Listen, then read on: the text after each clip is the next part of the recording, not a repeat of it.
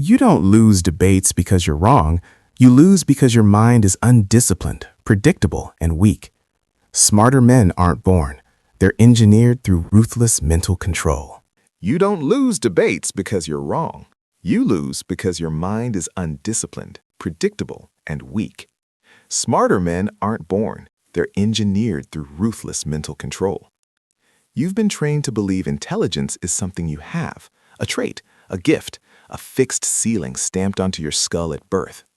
That belief is your first defeat. Because the moment you see intelligence as static, you stop sharpening it. You stop questioning your own thinking. You start defending your current level instead of upgrading it. And that's exactly how weaker minds trap themselves, protecting a fragile identity instead of building a lethal one. Understand this clearly. Intelligence is not a gift. It is a system. And right now, yours is outdated. Most men walk into intellectual conflict thinking it's about knowledge, facts, information, who read more books, who memorized more data. That's amateur thinking. Real intellectual dominance operates on a different layer entirely. It's not about what you know. It's about how you process, frame, and deploy what you know under pressure. It's about controlling the battlefield inside the mind, yours and theirs. Two men can have the same information. One leaves the conversation respected. The other leaves exposed. The difference is not intelligence. The difference is control. Your mind, as it stands, is reactive. It chases arguments instead of directing them. It tries to prove instead of positioning. It explains instead of dominating. You think you're thinking, but most of the time you're just responding on autopilot, running scripts you never consciously chose. That makes you predictable. And predictability is death in any competitive environment. Look closely at how you operate in conversations. You rush to respond. You feel the need to clarify. You over-defend your points. You try to be understood. All of this feels like intelligence. It's not. It's exposure. Every unnecessary word reveals your structure. Every emotional reaction gives away your leverage. Every attempt to win fairly signals that you don't understand the nature of the game you're playing. Because there is no fairness in intellectual conflict. There is only positioning, pressure, and control. The men you secretly recognize as sharp aren't just knowledgeable. They are disciplined, calculated, economical. They speak less, but each word lands heavier. They don't chase validation. They dictate direction. They don't react. They decide. And here's what should concern you. They see your patterns instantly. They know when you're trying too hard. They know when you're uncertain. They know when you're compensating. Because weak cognitive structures leave fingerprints everywhere. Right now, your thinking is not designed for domination. It's designed for survival, for fitting in, for avoiding friction, for being accepted. That's why you hesitate. That's why you soften your statements. That's why you explain instead of compress. You've been trained to think like prey in a system that rewards predators. So let's strip away the illusion completely. You're not losing intellectual battles because others are smarter. You're losing because your mind is undisciplined, inefficient, and exposed. But that also means something dangerous, in a good way. It means intelligence is not fixed. It means it can be rebuilt, engineered, weaponized. And once you understand that, everything changes. You stop trying to be intelligent. You start training your mind like a weapon system, cutting unnecessary thoughts, refining precision, eliminating hesitation, and controlling output with intent. This is the shift from identity to architecture, from talent to training, from thinking to strategic cognition. And once that shift locks in, you no longer enter conversations to express yourself. You enter to control outcomes. You still think intellectual conflict is about exchanging ideas. It's not. It's about controlling what the other person is allowed to think. That's the level you've been blind to. Every conversation is a battlefield of perception. Not facts, not logic, perception. What gets noticed, what gets ignored, what gets framed as strong, weak, valid, ridiculous. The man who controls that layer doesn't argue better. He dictates reality. And you've been walking into these battles unarmed. Here's the mechanism you've been missing. The human mind does not process information objectively. It filters, it distorts, it prioritizes based on emotion, status, and framing. Meaning, before logic even enters the room, the conclusion is already being shaped.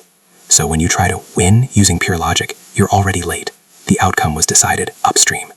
This is where cognitive warfare begins. First layer, attention control.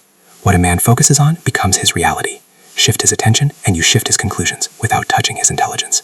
Weak minds chase every point thrown at them. They try to respond to everything. They get dragged, scattered, overwhelmed. Strategic minds do the opposite. They ignore 80% of what's said. They isolate one thread, the one that gives them leverage, and force the entire conversation to orbit around it. They don't follow the discussion, they compress it. That's control. Second layer, framing. Facts are neutral, frames are not. The same idea placed in different frames produces different reactions. Agreement, resistance, confusion, submission. If you accept someone else's frame, you've already lost positioning. Example, someone challenges you aggressively. If you respond defensively, you've accepted their frame. You are now in the role of someone being tested. But if you reframe, slow down, question their premise, or reduce their argument to something simplistic, you shift roles instantly. Now they are the one being evaluated.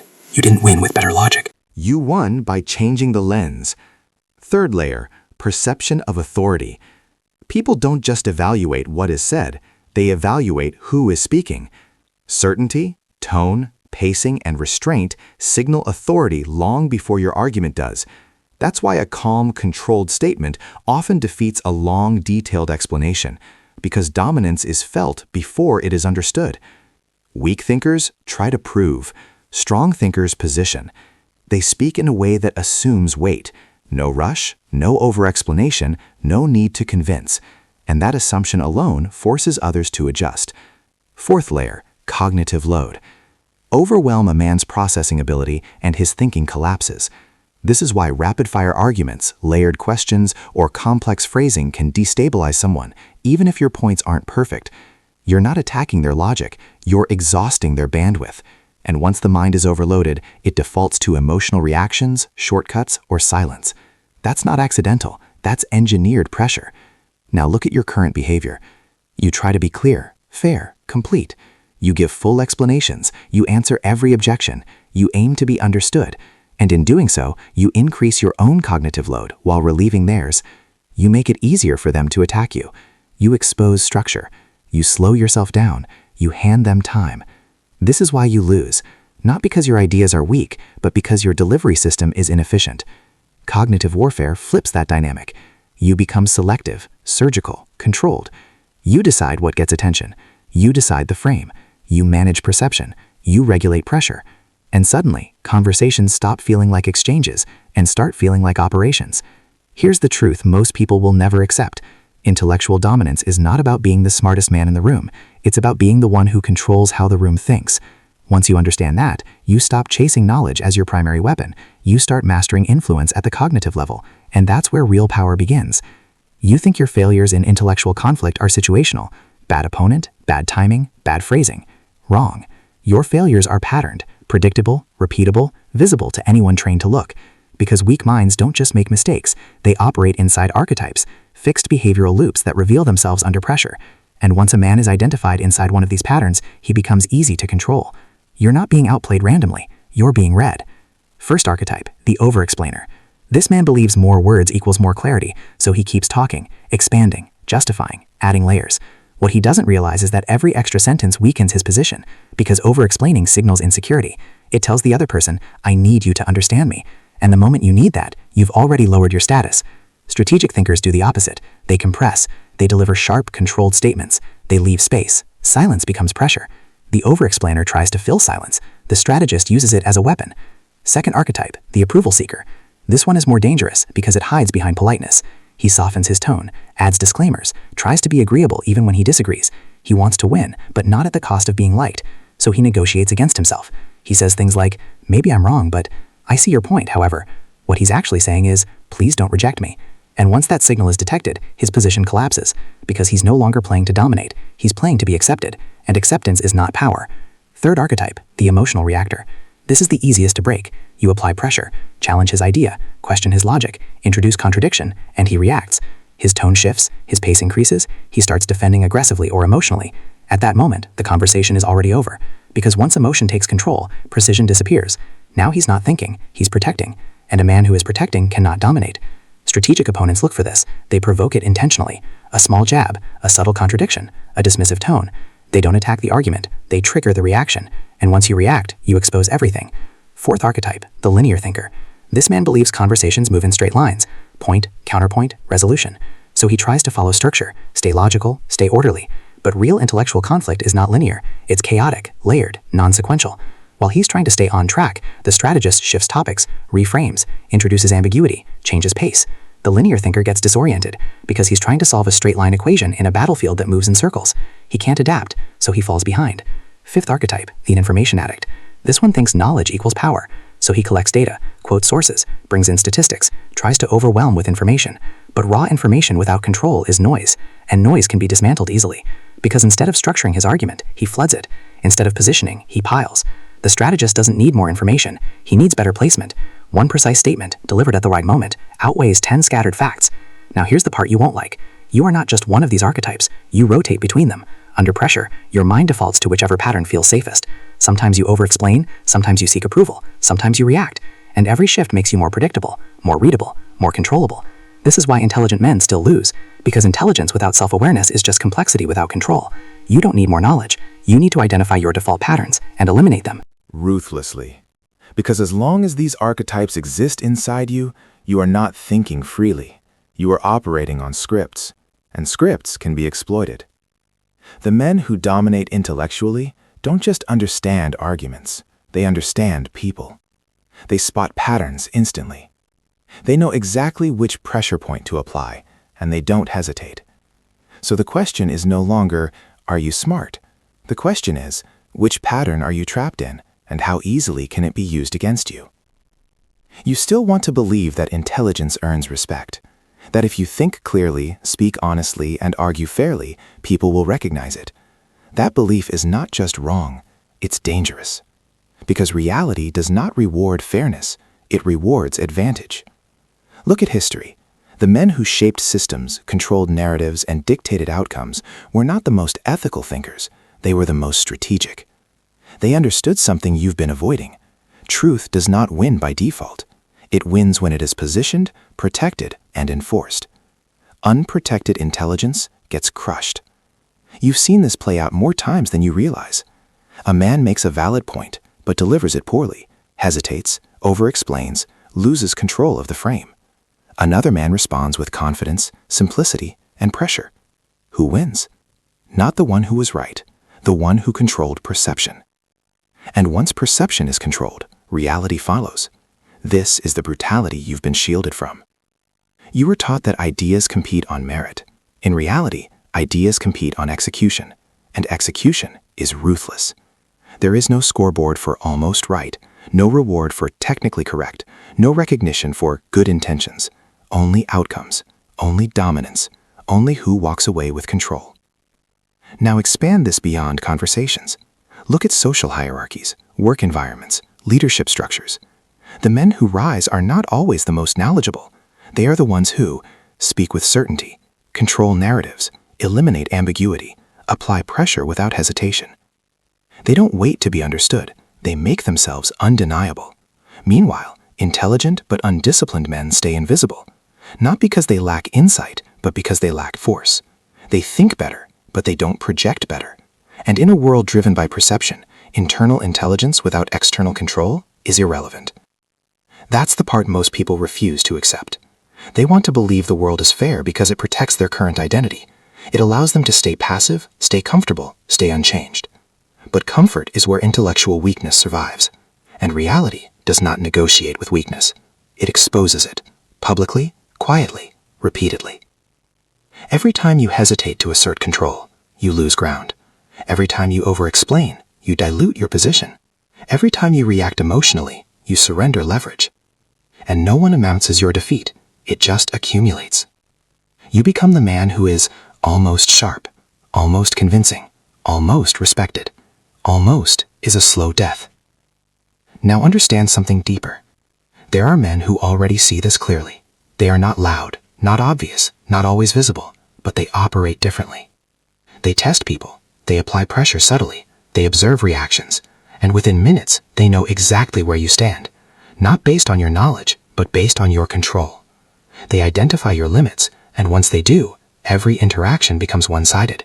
You think you're having a discussion. They're running an assessment. This is happening in rooms you enter every day. You just don't see it, because you're still focused on content. They're focused on power. So here's the reality you need to face. If you don't upgrade your cognition, strategically, deliberately, aggressively, you will continue to be outmaneuvered by men who are not necessarily smarter, but far more dangerous. And they won't need to overpower you. They'll simply let you expose yourself and step in at the right moment. That's how domination works. Quiet, precise, unforgiving. Now you stop observing. Now you arm yourself. Up to this point, you've seen the problem. Your mind is exposed, predictable, inefficient. This is where that ends. Not with motivation, not with inspiration. With tools. 9 of them. Not ideas, not theories. Weapons. Each one designed to give you control over perception, pressure, and positioning in real time. Weapon 1. Selective silence. Weak men rush to respond. They fill gaps. They react instantly. You don't. You pause. You let statements hang. You allow the other person to sit in uncertainty. Silence creates pressure, and pressure forces mistakes. Weapon 2. Frame hijacking. Never accept the opponent's lens. If they define the terms, they control the outcome. So you shift it. Reduce their argument. Reinterpret their intent. Change the context. You don't answer the question. You replace it. Weapon 3. Precision compression. Most people dilute their power with excess words. You do the opposite. You compress your idea into its sharpest form. Short, direct, controlled. No explanation unless necessary, because the shorter the statement, the harder it hits. Weapon 4. Controlled ambiguity. Clarity is useful, but total clarity makes you predictable. Strategic ambiguity forces the other person to think, guess, and overextend. You don't always reveal your full position. You let them walk into it. Weapon 5. Strategic misdirection. You don't confront everything head-on. Sometimes you redirect attention. Shift focus to a weaker point in their structure. Pull them away from their strength. Make them fight where they are least stable. Weapon 6. Tempo disruption. Most conversations follow a rhythm. You break it. Slow down when they speed up. Interrupt when they settle. Pause when they expect continuation. Disruption creates instability, and instability creates openings. Weapon 7. Status projection. Before your logic is evaluated, your presence is. So you control it. Calm tone, measured pace, no urgency, no need to prove. You speak as if your position already holds weight, and most people adjust to that signal without realizing it. Weapon 8. Cognitive overload. When needed, you apply pressure. Layer questions. Introduce complexity. Force them to track multiple threads. Not to clarify, to exhaust. Because once their processing breaks, their structure collapses. Weapon 9. Exit control. Weak men try to win every exchange.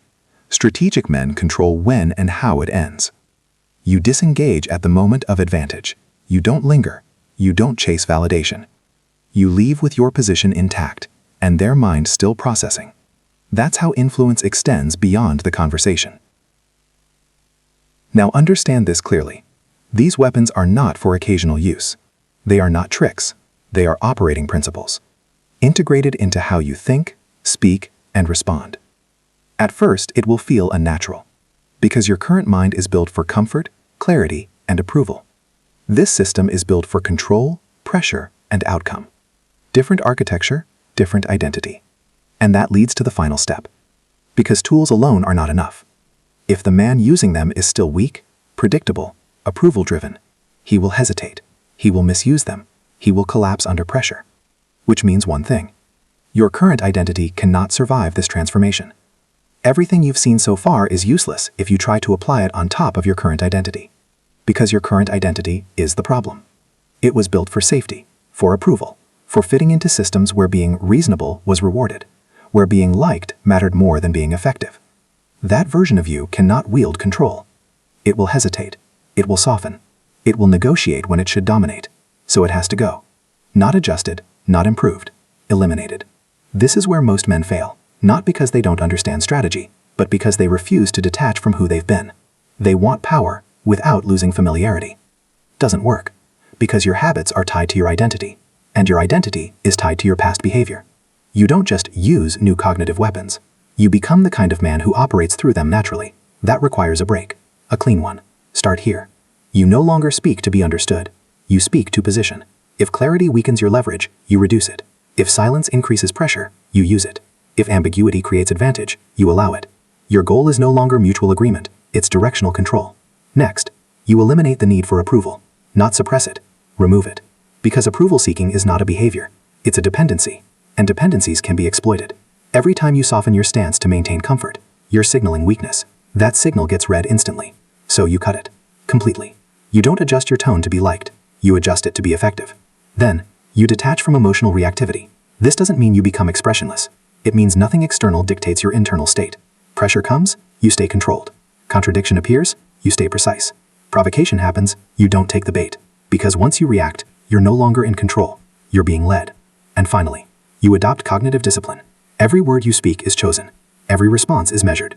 Every silence is intentional. No wasted motion, no leakage, no exposure. You become harder to read, harder to predict, harder to move. That's when the shift completes. You're no longer the man trying to prove intelligence. You're the man who operates with it strategically, and others feel it immediately. Not because you announce it, but because your behavior stops matching anything familiar. No over-explaining, no rushing, no seeking validation, just control.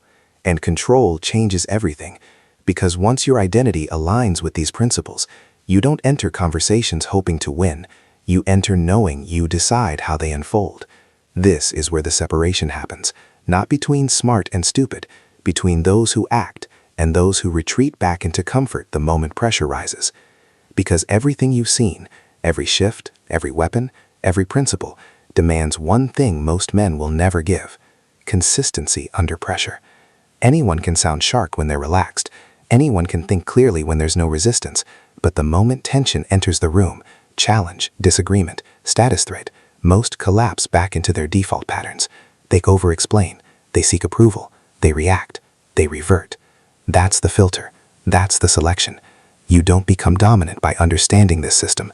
You become dominant by holding it when it's uncomfortable, when silence feels awkward, and you still hold it, when you're challenged, and you don't rush to defend, when you see an opening, and you take it without hesitation. That's where transformation locks in, not in theory, in tension. Now understand what this means long term. If you apply this consistently, your environment will change, not gradually, sharply. Some people will become uncomfortable around you. Others will misread you as distant, calculated, even cold. Some will test you, subtly, repeatedly, trying to find cracks in your control. That's expected, because you are no longer operating on the same frequency. You're no longer predictable, and unpredictability creates pressure. Most men will back away from that pressure. A few will try to challenge it. Very few will match it. Those are the only ones worth engaging with.